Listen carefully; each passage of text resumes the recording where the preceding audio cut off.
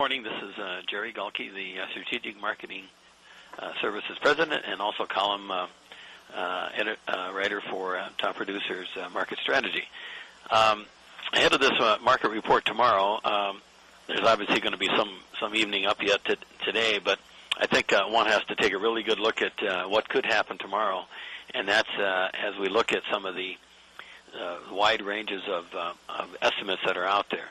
And some are thinking that even corn is going to go quite a bit higher to quite a bit lower, and this varies considerably. That could amount to a variance in about 450 million bushels of prospective corn bushels that could be harvested next fall under given normal conditions, which it's hard to know what normal is any longer. And of course, conversely, that reflects back into the soybeans because most people believe that we'll get about 1 million acres of wheat that'll not be double cropped or not be into wheat, and it'll be actually going to long-term seasonal season for soybeans. So you've got a wide variance in what can come out of here tomorrow.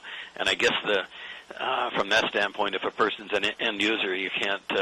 You've got your worst nightmare would be if corn acres were way down, like below that 84, even that 82, some are even at 79 million acres in corn. That would be a catastrophic event for the end user who hasn't purchased anything yet, because no doubt then corn would rally into the spring even more than it would otherwise due to wet weather, and try to buy those acres back again. So quite a bit of variance for ourselves in our survey. We were sitting at about 85.5, about 500,000 acres less, and about 2 million acres more in beans. Bean number could be higher, but again, here we're looking at intentions, and the government has got about a 5 million acre drop in actual produced acres for this year. They said in their crop outlook on the 27th of February that they felt that many acres may not get planted to anything this year. And I'm sure they weren't anticipating flooding in the Red River Valley and all that, but I think they were thinking that economically may not be feasible to farm some of that land. We'd lose less if we didn't plant it. So we'll see. I think if I were one of those with 500 acres, I would probably say I intend to plant those acres, and then we'll see what happens by the June 30th report, whether my intentions were met with economic consequences. It says I guess I decided not to after all. But for all intents and purposes, we could come up with some high numbers in these in both corn and beans that the USDA did not show in their report on the 27th. So a lot of uncertainty going into the report. I have some short calls sold in corn and beans both. Argentina is trying to resolve their problems if they ever get to the point where the market believes that it's resolved, and a lot of this grain that they've been holding off the market comes while harvest commences as well in South America, and that's not good news for soybeans.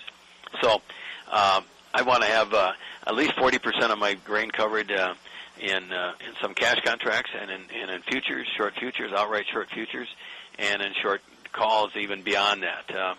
For the bushels that I manage, we're probably 50 to 60% covered in far out short calls. In other words, if this market is going to be bullish and go to 1150 on beans, that'd be good news for me. I just as soon take that on the rest of my crop. And of course, underneath this market, you've got crop insurance, which begins at around $3.80, I believe it is, for or close to $4 on corn, and beans at about $8.80. So once we start dropping, then that revenue portion comes in. But we'll have to see how this thing sorts out for the summer. The one other final thing to look at is to watch for is the stocks report, and that will show what we use for the first 6 months this year. We know what we used up until December, so now we're going to look at December, January, and February, and the government measures those stocks through reporting, and whether we agree with it or not that these are accurate numbers or not, the market's going to trade them. So assume they know everything about everything, and they get a number, and that tells us how much we use for the important 6 months of the year. And especially in ethanol, the USDA has been adamant about us continuing to use corn for ethanol. Month after month, they said, no, we're going to hang in there, we're going to hang in there. We need to see that confirmed again. And also the export and feed side. So the government knows what we crush for corn, they know what we export, but they don't know what we feed. So they come up with the net number and the disappearance between what we had on December 1st and what we had on March 1st, and then subtract the two and say, well, I guess what we don't know is the feed, and now we know that because we subtract the known exports in ethanol. So that will be a big question mark. The hogs report on Friday didn't give us any heads up really as to whether we're liquidating or not liquidating. Again, those intentions, a couple quarters out, it says that the hog farmer is looking at curbing the herd. He's got to curb the herd because we have a real problem getting rid of the meat in the country, and especially hogs. So I don't think that's going to be bullish hogs, but you never know how the futures market trades. The other thing is going into this whole thing is the outside markets, the equity side. Stock market's down 250. So we've got the government now telling the president of the General Motors that he has to quit.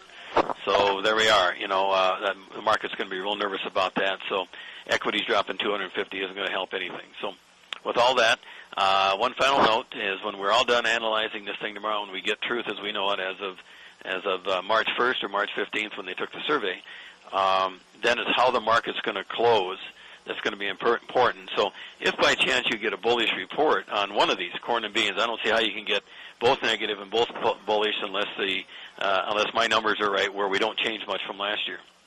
If that's the case, you want to watch how the market closes that day. So what I'll do, and if you're an experienced trader, if beans are up 10 or 15 or 20, you don't want to see it close lower. If corn's got a bullish number and it shows a 2 to 3 million acre reduction, and corn is up 8 to 10, you want to be short that corn if the market falls apart, because that tells us the outside influences worldwide are more important than what we're going to plant, and we don't want that to happen. So conversely, the opposite is true. If corn shows an 87 million acre, we'll say, and corn is down 10 to 15, you don't want to be chasing it, I don't think, because it's a long time before planting season is over. And should that market close unchanged or higher, then that'd be good news for us. That gives us some time, breathing room yet. Another note, for those of you in the northern plains, I'm sure you can seriously consider this going into your crop insurance area. You want to take a real close look at the prevent planting options that you've signed up for. I'm sure you took them like I did in North Dakota. We may need them. We may need them to salvage anything out of this year by being able to be paid for being able for not planting, being able to being prevented from being able to plant grain because of all the water that's going to be sitting in the sloughs up there. So take a look. Know the regulations. They've changed. They're more liberal this year. I suspect it's the last good year we're going to have for using prevent planting as the government looks at all the angles to cut expenses and abuse to the program, perhaps. That's all for today, and tomorrow we'll see how it opens and see how the market comes out at 7:30 tomorrow morning, and we'll talk to you then. Thank you.